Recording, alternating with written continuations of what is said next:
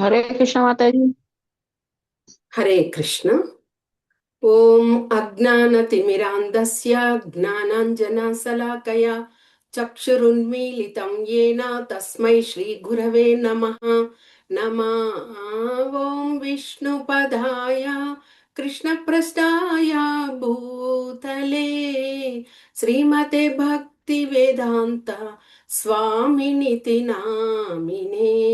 नमस्ते सरस्वती देवे गौरवाणी प्रचारिणे निर्विशेषा शून्यवादी पाश्चात्या देशतारिणे। जय श्री कृष्ण चैतन्य प्रभु नित्यानंद श्री अद्वैता गदधर श्रीवासादि गौर भक्त वृंद। हरे कृष्णा कृष्णा कृष्णा हरे हरे हरे राम రామ రామ హరే హరే హరే కృష్ణ. ఈరోజు మనము హరినామ చింతామణిలో భాగంగా నామాపరాధములలో 6వ అపరాధంగా హరినామాన్ని చేస్తూ పాపకర్మలను చేయడం, పాపకృత్యాలను ఒనర్చడం, ఇది చాలా అపరాధం కిందకు వస్తుంది. అంటే మనకి హరినామ చింతామణిలో శ్రీల హరిదాస్ ఠాకూర్ల వారు ఒక శ్లోక చెప్పి ఉన్నారు.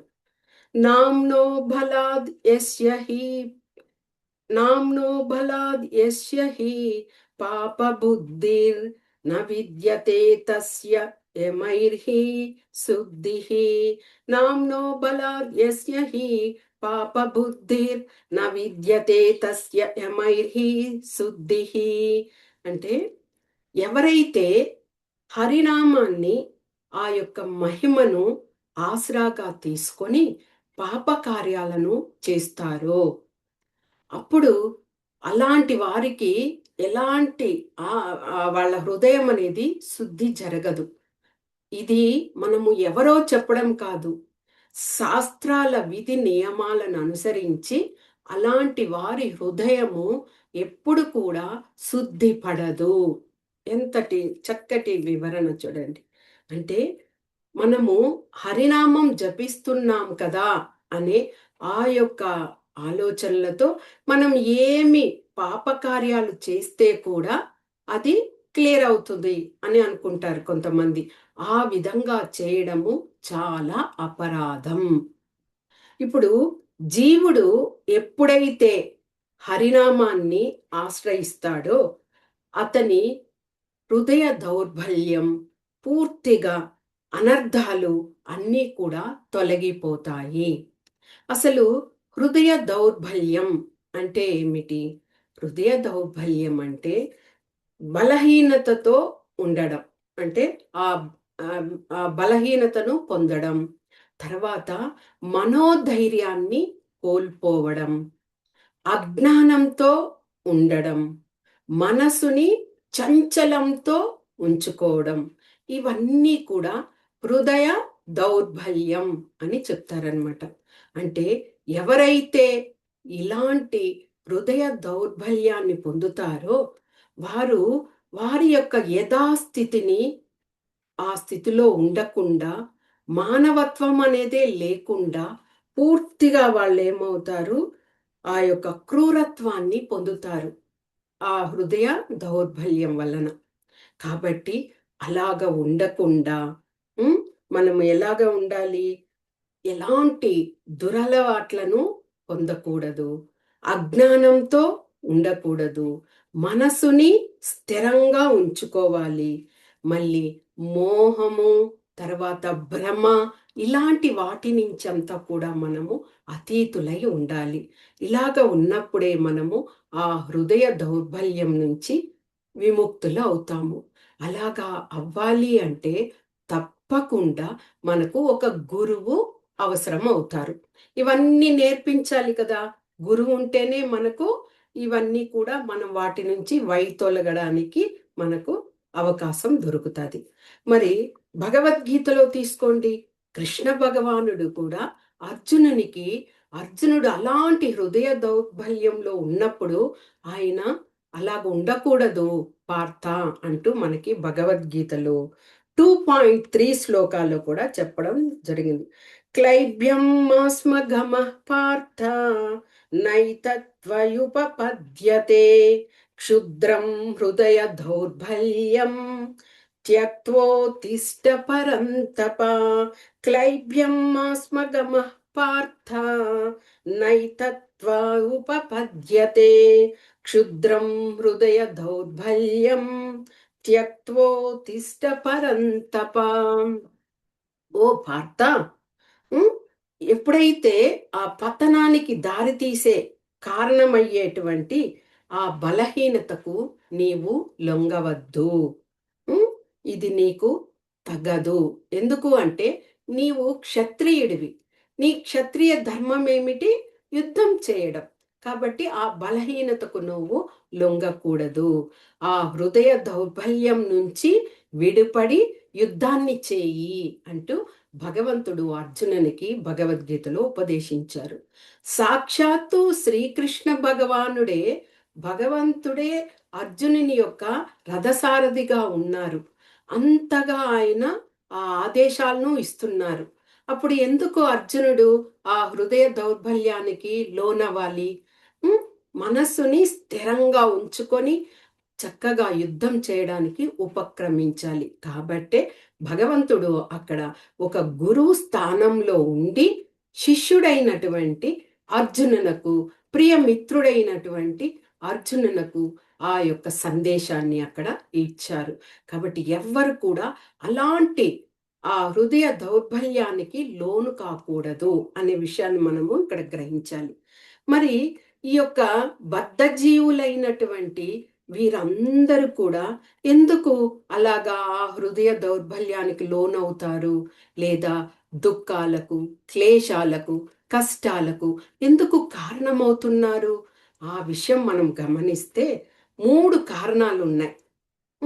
ఆ యొక్క కార్యాలు ఏమిటి? మొట్టమొదట ఒక పాప కార్యాన్ని చేయాలి అని తలంచడము మొట్టమొదటి కారణం.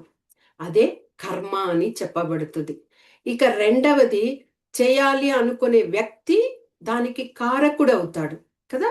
అతడు ఆ పనిని చెయ్యాలి అనుకుంటున్నాడు కాబట్టి అతడు కర్తగా చెప్పబడుతుంది. ఇక ఆ పాప కార్యాన్ని ముగిస్తాడు, చేసి తీరుతాడు. కాబట్టే క్రియ అంటే కర్మ, కర్త, క్రియ ఈ 3 యొక్క విషయాల వల్లనే మనము జీవులందరూ కూడా ఆ యొక్క దుఃఖాలను, క్లేశాలని పొందుతున్నాము. ఎప్పుడైతే మనము హరినామాన్ని జపిస్తూ ఉంటామో వారందరూ కూడా వీటికంతటికి కూడా అతీతులుగా ఉంటారు. అలాంటి భక్తులకి ఇలాంటి పాప కార్యాలను చెయ్యాలని కూడా అనిపించదు. తప్పకుండా అనిపించదు. తెలుసో తెలియకో తప్పు చేయవచ్చు, కానీ ఆ తప్పును మరలా చేసే ఆస్కారం మాత్రము ఎప్పటికీ ఉండదన్నమాట. ఇది అంటే ఈ ప్రపంచం అంతా కూడా అజ్ఞానంతో, దుఃఖంతో, భయంతో, క్లేశాలతో ఇలాగా ఉంటే కూడా భగవంతుడు అందరినీ కూడా సమదృష్టితో చూస్తున్నాడు.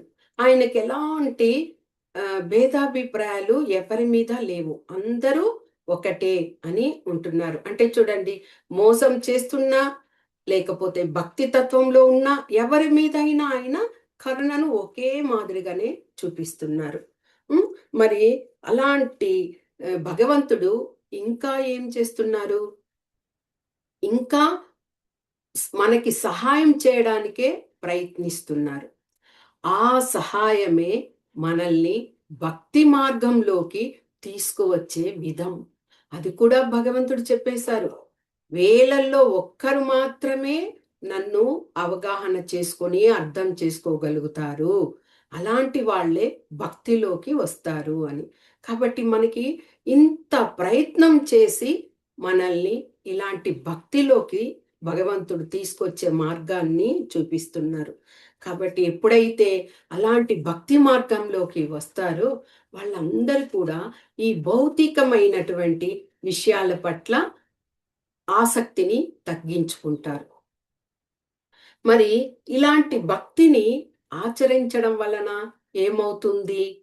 ఆ యొక్క భగవంతునితో ఆ సాంగత్యంతో ఆ భక్తియుత సేవ చేయడం వలన మొట్టమొదట ఏమిటి? వారు మనస్సుని చాలా ఆనందాన్ని పొందుతారు. అది అన్విరిచ్ అన్వి ఏమి చెప్పలేనటువంటి విషయం అది. అంతటి కూడా అనిర్వచనీయమైనటువంటి విషయం అది. అంతటి ఆనందాన్ని పొందుతారు ఆ భక్తి చేయడంలో.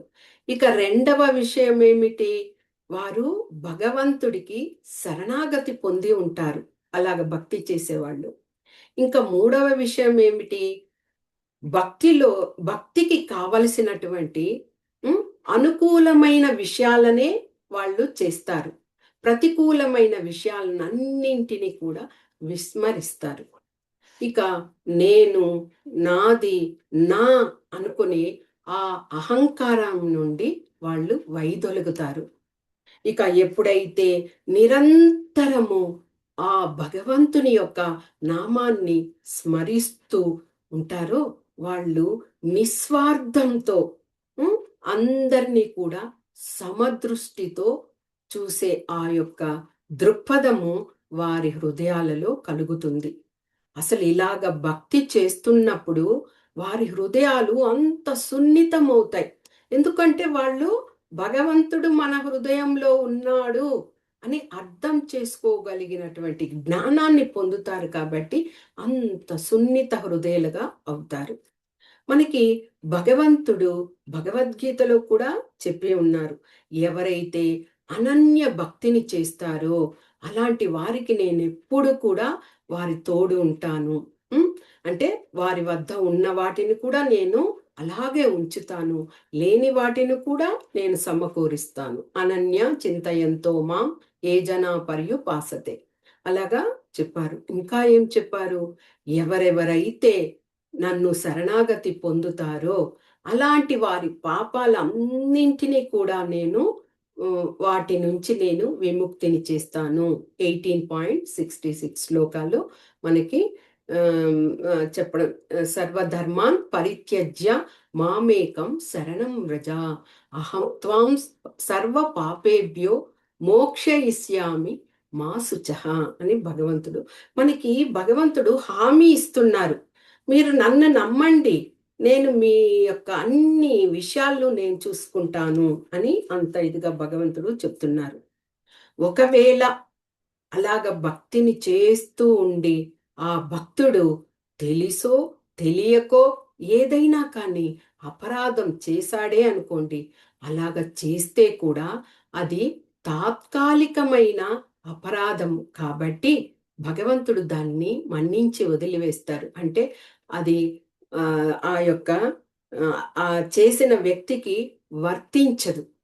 కానీ ఇదే అపరాధాన్ని మరలా అలాగే మనము అది చేసినప్పుడు అది ఇంకా చాలా అపరాధంగా ఇదవుతుంది. అంటే మనం తెలియక చేసినందువల్ల మనము అది ఆ అపరాధానికి మనము బాధ్యులము కాదు. తెలిసి చేసినప్పుడు అది చాలా అపరాధం కిందకు మనము తీసుకోవాల్సి వస్తుంది. ఇక కొంతమంది ఏం చేస్తారు? భక్తులుగా ఉన్నటువంటి వాళ్ళు ఉద్దేశపూర్వకంగా కూడా పాపాలు చేస్తారు, పాపకర్మలు చేస్తారు. ఎలాగా అంటే మనము ఈ టాపిక్కే అది కదా, మనము పవిత్రమైన ఆ భగవంతుని హరినామాన్ని జపిస్తూ ఉన్నాం కదా, జపిస్తూ ఉంటాము, ఒకవైపు అపరాధం చేస్తాము.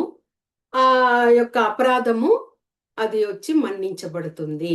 ఎందుకంటే మనము భగవంతునే కదా తలుస్తున్నాము అని అలాగా అనుకోవచ్చు. అలాంటి పాపకార్యాలు నిజంగా భక్తుడిగా ఉండేటువంటి వారు చెయ్యరు. భక్తులు కానీ అదే ఆ హృదయ దౌర్బల్యంలో కొట్టుమిట్టాడుతూ ఉంటారు చూడండి, అలాంటి దౌర్భాగ్యులుగా ఉన్నటువంటి వారే ఇలాగ నామం చేస్తున్నాము, మళ్ళీ అపరాధాలు చేస్తే భగవంతుడు మనల్ని మన్నించేస్తారు అని చేసేటువంటి వారు. కాబట్టి భక్తుడు ఎప్పుడు కూడా అలాగా చెయ్యడు. ఆ యొక్క అపరాధాన్ని మరలా మరలా చేయడానికి కూడా ప్రయత్నించడు. మరి ఈ పాప కర్మలు అని తెలుసుకున్నాం. ఈ పాప కృత్యాలు అవి 2 రకాలుగా ఉంటాయి. ఈ పాప కృత్యాలు అనేవి ఏమిటి అంటే, అనుకోకుండా లేదా ఒక ప్రమాదవశాత్తు అలాంటి పరిస్థితుల్లో పాప కార్యాలు చేయడం జరుగుతుంది. ఇక్కడ చూడండి, అనుకోకుండా ఇన్సిడెంట్గా అంటే ప్రమాదవశాత్తు అలాగా జరిగినప్పుడు అలాంటి పాపకార్యాలు కొంతమంది చేస్తారు. కానీ ఈ పాపం అనేది తాత్కాలికం, అనుకోకుండా జరిగింది కాబట్టి ఆ వ్యక్తికి పాపము అంటదు. ఓకే. ఇక అదే పాపాన్ని ఇది వరకు మనం చెప్పుకున్నట్లుగా రిపీట్ చేయకూడదు. అనుకోకుండా జరిగింది, ఓకే, అది అతనికి అంటదు, ఏమీ కాదు. అది ఒక పాప కర్మలు చేసే యొక్క ఒక కారణం. ఇక రెండవది, ఉద్దేశపూర్వకంగానే కొంతమంది ఆ పాప కార్యాలను చేస్తారు. అలాగ ఉద్దేశపూర్వకంగా చేసేది ఏమిటి? కావాలని అంటే ఇప్పుడు మనం అనుకున్నట్లే భగవంతుని తలుచుకుంటున్నాం కదా, భగవంతుడే నేను చేసిన పాపాన్ని అది నిర్వీణ్యం చేస్తారు అని అనుకోవడం, అది చాలా అపరాధం. ఇది వరకే తెలుసుకున్నాం. అలాంటి వాళ్ళు చాలా దుఃఖాలను అనుభవిస్తారు అలాగ తెలిసి ఆ అపరాధాలను చేసినప్పుడు. కానీ ఈ రెండింటి మధ్య చాలా వ్యత్యాసం ఉంది. మొదటిది పాప కార్యం ఏమిటి? తెలియకుండా తెలియకుండా జరిగింది, అనుకోకుండా లేకపోతే ప్రమాదవశాత్తు జరిగింది కాబట్టి భక్తుడుగా ఉన్నటువంటి వ్యక్తి ఆ యొక్క విషయాన్ని మరలా మరలా మననం చేసుకొని బాధపడి పశ్చాత్తాపపడి ఆ యొక్క దీనిని ప్రాయచిత్తం చేసుకొని ఉపశమనం చేసుకుంటాడు. మొదట అంటే అనుకోకుండా జరిగితే కూడా అతను గుర్తించి దానిని ఆ పరిస్థితి నుంచి ఉపశమనం అవుతాడు. ఇక రెండవదేమి, తెలిసి చేయడం పాపకార్యం. అలా తెలిసి చేస్తున్నాడంటే అతడు అజ్ఞానం అని ఏమి కాదు, కావాలనే అంటే ఏమి ఆ యొక్క అహంకారం, ఏమి నేను చేస్తే కూడా భగవంతుడు నన్ను రక్షిస్తాడులే, నేను భగవంతుని నామమే కదా చేస్తున్నాము అనే యొక్క దీనితో అలాంటి ఆ ఆ యొక్క పాపం ఆ కర్మలు చేసినప్పుడు ఏమవుతుంది, నిజంగా భగవంతుడు కూడా క్షమించడు. అలాంటి దానికి ఏమి అసలు నివారణోపాయమే లేదు.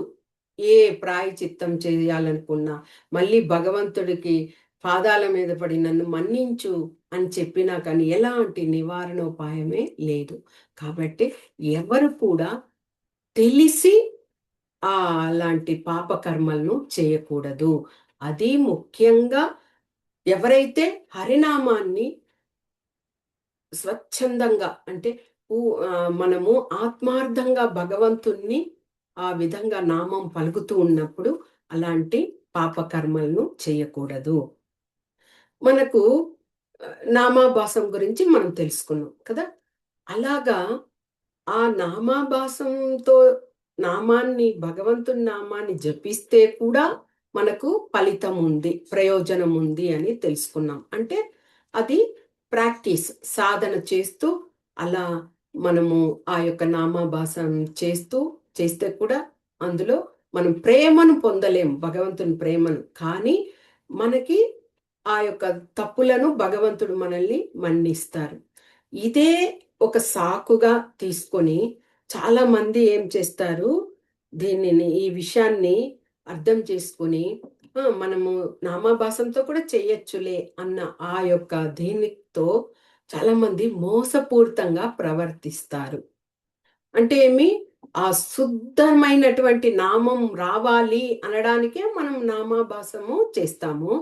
ఇక ఆ శుద్ధ నామం చెప్పడానికి రాకుండానే ఇందులోనే ఉండిపోయి మోసపూరితంగా ఉంటారు. అదే ఇప్పటి కలియుగపు బాబాలు. ఓకేనా? మోసపూరితంగా చేస్తున్నారు కదా! అలాగా బాబా నేనే దేవుణ్ణి అని చెప్పుకుంటూ ఇదే ఇటే అలాంటి వాళ్ళని కపట యోగులు అని కూడా అంటారు కదా! అంటే వాళ్ళు అనుకునేదేమి అంటే, ఇలాగ చెడు ఉద్దేశంతో కూడా మనము నామాన్ని జపిస్తూ మన పబ్బం గడుపుకోవచ్చు అని ఇదవుతారు. దీనికి అంటే ఒక సన్యాసి వేషంలో ఉంటారు. స్త్రీలతో సాంగత్యంతో ఉంటారు. మోసపూరితంగా పనులను చేస్తారు. భౌతిక సుఖాల కోసం ఆసక్తితో వెంపర్లాడుతూ ఉంటారు. ఇలాంటి వారి అందరూ కూడా ఎలాగా కపట యోగి అంటారు.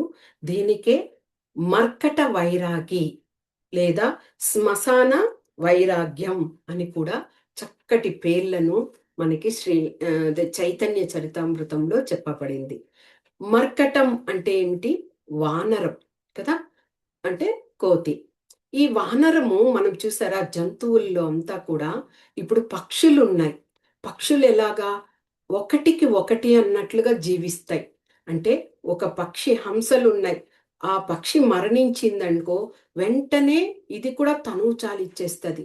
అలాగే కొన్ని పక్షులున్నాయి. అవి కూడా అంతే. ఆ పక్షి మరణించగానే అదే శోకంతో, దుఃఖంతో ఆ మగ పక్షి చనిపోతే ఆడపక్షి మరణించడం జరుగుతది. ఆ విధంగా. అంటే అంత ఇది. కానీ ఈ వానరం అనేది తీసుకున్నప్పుడు ఎలాగంటే అది అడవుల్లో చాలా స్వేచ్ఛగా ఉంటాయి. మనం చూస్తూనే ఉంటాం.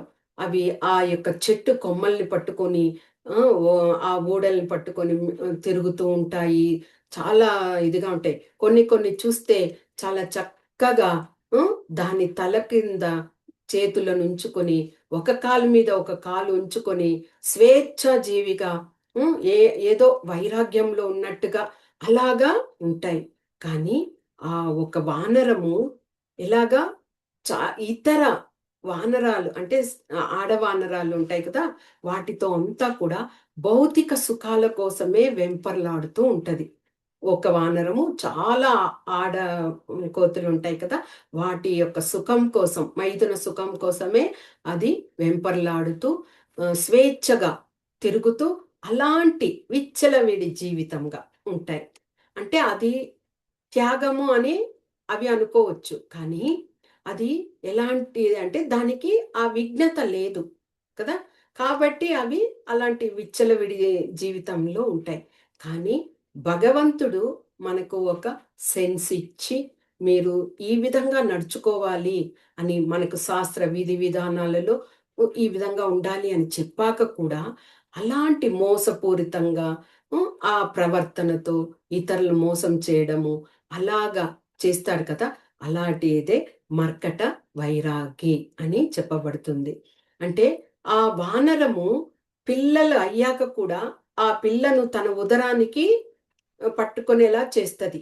ఇంక అంతవరకే ఆ వానరం యొక్క పని. ఇక అది చెట్లను కుదుపుతూ అలాగే కదులుతూ వెళ్తూ ఉంటే కూడా ఆ పిల్ల కోతి ఆ వానరాన్ని గట్టిగా పట్టుకోవాలి. అది పట్టించుకోదు. అలాగ దుముకుతూ ఉన్నప్పుడు ఒకవేళ జారిపోయిందనుకో అంతే.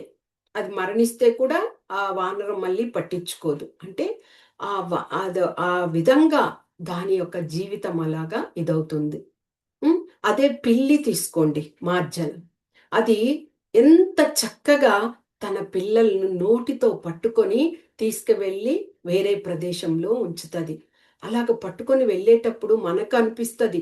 దాని పళ్ళన్నీ దాన్ని గుచ్చుకుంటాయేమో దంతాలు అని. కానీ అంత జాగ్రత్తగా తీసుకువెళ్ళి ఇంకొక ప్రదేశంలో ఉంచుతాయి. అంటే భక్తిలో కూడా మనము భగవంతుడిని విశ్వసించి, నమ్మకం ఉంచి అలాగ ఉన్నామనుకోండి భగవంతుడు కూడా మనల్ని చేయి పట్టి మనల్ని ఆయన ధామానికి తీసుకువెళ్తాడు. కాబట్టి భక్తిలో ఈ యొక్క మర్కటం లాగా కాకుండా మార్జాలం లాగా మనము ఉండాలి అన్నది కూడా ఇక్కడ ఆ సూక్తిని తెలుసుకోవచ్చు.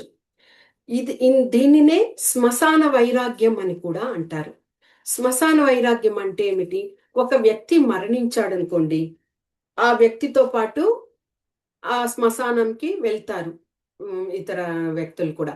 అలాగ వెళ్ళినప్పుడు ఒక వ్యక్తి అనుకుంటాడు, అతడు మట్టిలో కలిసిపోయాడు కదా!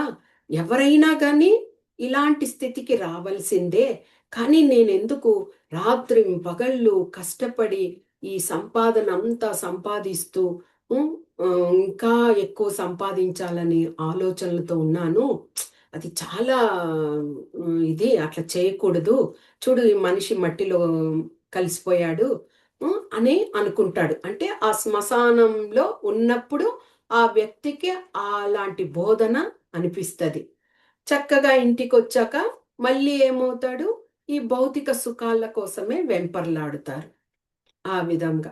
కాబట్టి భక్తి అనే ఆ విషయం వచ్చినప్పుడు మనము వైరాగ్యాన్ని పొందడము అంటే ఈ విధంగా కాదు. శ్మశాన వైరాగ్యంలాగా, మర్కట వైరాగ్యంలాగా కాదు. పూర్తిగా భౌతిక విషయాల పట్ల పరిపూర్ణంగా వాటికి అతీతులైనప్పుడే మనము భగవంతునికి చేరువ అవ్వడానికి ఇదవుతాము. కాబట్టి ఇది ఒక ఇది. అంటే భక్తులు ఎప్పుడు కూడా ఆ భక్తికి సంబంధించిన ఆ అనుకూలమైన విషయాలలోనే ఎప్పుడు కూడా భగవంతుని వైపు ఇదిగా ఉండాలి. ఇక ఇక్కడ మనం చూసినట్లు గృహస్థుల హ్మ్, లేదా సన్యాసుల ఇలాంటి వాళ్ళే భక్తిలో పురోగతి సాధించాలి అన్న విషయం కాదు. ఏ గృహస్థాశ్రమమో, సన్యాసాశ్రమం ఏ ఆశ్రమంలో ఉంటే కూడా మనము స్వీకరించే విధము అంటే భగవంతునికి మనం ప్రియంగా చేసేటువంటి ఆ భక్తియుత సేవ మీదనే ఆధారపడి ఉంటుంది మనము చేసేటువంటి ఆ భక్తి. ఉమ్, ఇప్పుడు మనం నామాభాసం గురించి తెలుసుకున్న విధంగానే ఆ నామాభాసంలో ఉన్నప్పుడు ఆ సాంగత్యం వలన ఆ యొక్క అపరాధాలు అంటే అందులోనే ఉండి ఆ నామాభాసంతోనే జపం చేయాలి అని కాదు. ఇంప్రూవ్‌మెంట్ చేసుకోవాలి కదా! శుద్ధ భక్తికి రావాలి. అలాగ శుద్ధ భక్తి అంటే నామాభాసంలోనే ఉన్నామంటే అపరాధాలు చేసేకి మనకు అవకాశం ఇదవుతుంది చేయడానికి. అలా కాకుండా అది వచ్చి మనకొక సాధన. మనం ఇంకా పురోగతి రావాలి అంటూ శుద్ధ నామానికి వచ్చినప్పుడు మనము బాగా పరిపూర్ణంగా అయినట్లు అవుతాము. అలాగా శుద్ధ నామాన్ని జపించేటప్పటికి ఏమవుతుంది? ఇప్పుడు మనం చెప్పుకుంటున్నాం కదా! నామాపరాధాలు. అలాంటి నామాపరాధాలని ఎవ్వరు చెయ్యరు. ఆ 10 అపరాధాలున్నాయి కదా! వాటిని ఎవ్వరు కూడా చెయ్యరనమాట. కాబట్టి ఎప్పుడైతే మనం ఆ భగవంతుని మీద ఆ శుద్ధమైనటువంటి హ్మ్, ఆ యొక్క భక్తిని చెయ్యాలి అనుకున్నప్పుడు మనము ఒక గురువు ద్వారా పూర్తిగా హ్మ్, భగవంతుని యొక్క సంబంధించిన విజ్ఞానాన్నంతా కూడా తెలుసుకొని మన హృదయంలో ఉండే అనర్థాలను వాటినంతా కూడా అజ్ఞానాలను వాటినంతా కూడా తొలగించుకొని ఉమ్, శుద్ధ భక్తిని పొందుతాము. అంటే ఇక్కడ మనకి ముఖ్యము ఏ అపరాధంలోనైనా మనకి ముఖ్యంగా ఎవరు వస్తున్నారు? గురువుని ఆశ్రయించాలి. గురువుని ఆశ్రయించినప్పుడు మనము అపరాధాలను చేయము అంటూ వస్తున్నది. అంటే ఇది ఏమంటే ఆ నామముని అంతటి భగవంతునికి, భగవంతుని నామానికి ఎలాంటి భేదం లేదు అని చెప్పిన తర్వాత కూడా మనకది తెలిసి కూడా నామం జపిస్తూ ఇలాంటి పాపకర్మలు చేసినప్పుడు మనకి జీరోనే. ఆ కర్మలన్నీ కూడా ఎక్కువ పోగవుతాయి. మనకి ఆ భగవంతుని చేరుకునే ఆ ప్రయోజనం అనేది ఏది ఉండదు. మనకి 0 తర్వాత 1, 2, 3, 4 అనే అంకె పెరిగినప్పుడే కదా! మనకి ఎక్కువ ఫలితం అనేది ఉంటది. 0 స్థానంలో అలాగే ఉండిపోతే ఏమీ ఉండదు. అలాగే మనం ఇలాంటి పాపకార్యాలు చేసినప్పుడు ఆ 0 స్థితిలోనే ఉండిపోతాము. ఇంకా ఎవరైనా కానీ ఇలాంటి అపరాధాన్ని అంటే ఆ భగవంతుని నామాన్ని జపిస్తూ ఆ పాపకార్యాలను చేస్తూ ఉన్నారనుకో వాళ్ళు తప్పకుండా ఒక శుద్ధ వైష్ణవుల ద్వారానే ఆ యొక్క పాపకార్యాలను వాళ్ళు పవిత్రం చేసుకోగలుగుతారు. ఎలాగా అంటే ఆ సాంగత్యంలో వాళ్ళు ఉన్నప్పుడు కొద్దిగా మనసులో ఉండేటువంటి ఆ కల్మషాలన్నీ కూడా తగ్గుతూ వస్తాయి. అలాంటి శుద్ధ భక్తుల సాంగత్యాన్ని చేరుకోవడం వల్ల. ఈ పాపపు కోరికలు, ఈ కర్మలు ఉన్నాయి చూడండి. అది బందిపోటు దొంగల వంటివట. ఆ బందిపోటు దొంగలు ఎవరికి భయపడతారు? ఒక ఆ బందిపోటు దొంగల కన్నా చాలా వీరత్వంతో ఉన్నవాళ్ళై ఉండాలి. రాజు, రా ఆ ఊరికి రాజు ఉంటే రాజుకి, అలాంటి వారికి ఆ వాళ్ళు బందిపోటు దొంగలు భయపడి పారిపోతారు. అలాగా మనం కూడా హ్మ్, మనం ఎప్పుడైతే అలాంటి పాపపు కోరికలతో ఈ కర్మలు ఇలాగ చేస్తున్నప్పుడు, మనము ఆ వైష్ణవుల యొక్క సాంగత్యం పొందినప్పుడు, వాళ్ళు ఈ పాపపు కోరికలకు రక్షకులుగా నిలుస్తారు. అంటే వాళ్ళను చూసి మనము నేర్చుకొని ఇక మీద ఎప్పుడు కూడా ఇలాంటి పాప కార్యాలు చేయకూడదు అంటూ మనము ఆ యొక్క మార్గంలో, మంచి మార్గంలో వెళ్తాం కాబట్టి, ఆ యొక్క శుద్ధ భక్తులే మనకి రక్షకులుగా ఉంటారు అన్న విషయాన్ని కూడా మనము తెలుసుకోవాలి. కాబట్టి ఎప్పుడు అలాంటి వైష్ణవ భక్తుల యొక్క హ్మ్, వాళ్ళ యొక్క వాళ్ళ యొక్క సందేశాలను మనము తీసుకోవాలి. వాళ్ళ సాంగత్యంలో ఉండాలి. అప్పుడేమవుతాయి? ఇలాంటి కోరికలన్నీ పటాపంచలైపోయి మన దరిదాపులకు కూడా రావు. ఎందుకంటే వాళ్ళు నిత్యము భగవంతుని యొక్క నామాన్ని జపిస్తూ అందులోనే ఉంటారు. భగవంతుని గురించి తెలుసుకుంటూ అలాగ ఉంటారు కాబట్టి, వాళ్ళ వలన మనం అన్ని విషయాలు తెలుసుకొని, ఇలాంటి ఆలోచనలకి కూడా మనము దూరం అవ్వడానికి ఇదవుతది. ఓకే. ఇంకా ఎవరైతే అందరికంటే నేను అధముణ్ణి, తృణాతబీసునీచేన తరోరివ సహిష్ణున, అంటే గడ్డిపోచ కన్నా నేను తక్కువ వాడిని, వృక్షం కన్నా నేను ఓర్పు కలిగిన వాడిని అని ఎవరైతే నేను దేనికైనా కానీ ఇదే అనుకొని అట్లాగ ఉంటారో, అలాంటి వాళ్ళు ఆ యొక్క భగవంతుని యొక్క ఆ పవిత్ర నామాన్ని ఆభరణంగా ధరిస్తారు. అలాగ ఎవరు ఆభరణంగా ధరించిన వారు? శ్రీల హరిదాసు ఠాకూర్ల వారు. హరిదాస్ ఠాకూర్ల వారు ఎంతటి నిష్ఠ, భక్తిని కలిగి ఉండేవారు అంటే, ఆయన ఎలాంటి పాపకర్మలు చేయడానికి ఆయన ఇదవ్వలేదు. ఎందుకు అంటే, ఆ ఊరిలో ఉండేటువంటి జమీందారు చింతామణి అనే ఒక వేశ్యను ఆయన వద్దకు పంపినప్పుడు, ఆయన హరినామాన్ని జపిస్తూ ఉన్నారు. ఆమె ఆ స్త్రీ కూడా అతనితో పాటు కూర్చొనే ఉన్నది. ఆయ హరిదాస్ ఠాకూర్ల వారు ఏం చెప్పారు? "నేను ఈ హరినామాన్ని ముగించి నీ వద్దకు వస్తాను" అని చెప్పారు. ఈయన ప్రతిరోజు 192 మాలలను చేసేవారు. అలాగా హరినామాన్ని జపిస్తూ ఉన్నారు. ఆ రోజు గడిచిపోయింది. ఆ స్త్రీ చింతామణి వెళ్ళిపోయి మరుసటి రోజు వచ్చారు. మళ్ళీ అదే చెప్పారు. "ఈ నామం జపించాక పూర్తి చేశాక నీ వద్దకు వస్తాను." ఆ రోజు రాత్రి గడిచిపోయింది. మూడవ రోజు జరిగింది. ఆ మూడవ రోజు ఏమైంది? ఒక అద్భుతమైన విషయం. హరిదాస్ ఠాకూర్ల వారు ఆ హరే కృష్ణ మంత్రాన్ని అలాగే జపిస్తూ ఉన్నారు. ఆ స్త్రీ కూడా పక్కన కూర్చొని హరిదాస్ ఠాకూర్ల వారిని తదేకంగా చూస్తూ, ఆమె ఎలాగ వచ్చింది? మోహము, భ్రమతో, మాయలో ఉండి వచ్చిన ఆ స్త్రీ ఆ హరిదాస్ ఠాకూర్ల వారిని చూస్తూ చూస్తూ అలాగే ఆమె కూడా బిగ్గరగా హరే కృష్ణ మంత్రాన్ని చెప్పడానికి మొదలుపెట్టిందట. అంటే ఆ యొక్క మహిమ యొక్క శక్తి ఎంతటి అద్భుతమైనదో చూడండి. హరిదాస్ ఠాకూర్ల వారు అలాంటి పాపకార్యం చేయలేదు ఆయన. అంటే అలాగ కపటి యోగి అలాగ అయ్యి ఉంటే ఆ సమయంలో ఆ స్త్రీకి ఆయన లొంగిపోయేవాడు. కానీ ఈయన భగవంతుని పాదాలకు శరణాగతి పొందినవారు కాబట్టి ఆయన వచ్చిన ఆ యొక్క స్త్రీనే మార్చగలిగారు. అంటే ఆ నామంలో అంతటి మహిమ, మహత్యం, శక్తి అంతటి ఇమిడి ఉంది. కాబట్టి ఎవ్వరు కూడా ఆ యొక్క నామం గురించి తెలియదని కానీ, అలాగ అనుకోవడం కానీ, లేకపోతే తెలిసి అపరాధాలు చేయడం కానీ అలాగ ఎవ్వరు కూడా ప్రవర్తించకూడదు. ఇంతటి మహిమ కలిగినటువంటి ఈ నామాన్ని నిత్యము మనము ఆ భగవంతుని కోసం జపిస్తూ ఆయన కృపకు పాత్రులయ్యి, ఆయన కరుణకు పాత్రులయ్యి మనమందరం కూడా ఆయన చేయి పట్టి మనల్ని ధామంకి తీసుకువెళ్ళే ఆ భాగ్యాన్ని పొంది మనము సుకృతం కావాలి. ఇది. హరే కృష్ణ.